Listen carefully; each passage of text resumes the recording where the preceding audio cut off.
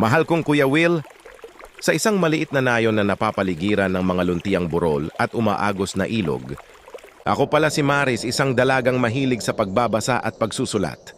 Tahimik ang aking buhay, puno ng mga aklat at pangarap.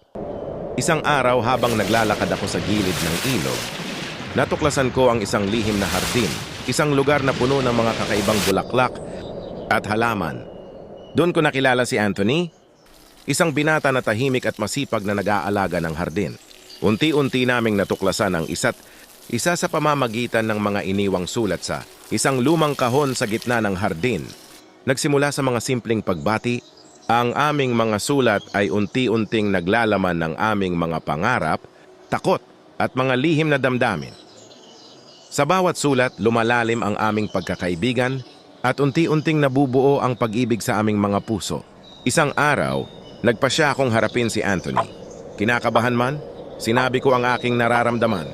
Ganon din ang ginawa ni Anthony. Ang aming pag-ibig ay kasing ganda ng lihim na hardin na aming natuklasan. Ngunit hindi naging madali ang aming pag-iibigan. Dumating ang mga pagsubok, mga pag-aalinlangan at mga paghihirap. Ngunit sa tulong ng aming pagmamahalan at sa pag-unawa sa isa't isa, nagtagumpay kaming malampasan ang mga ito.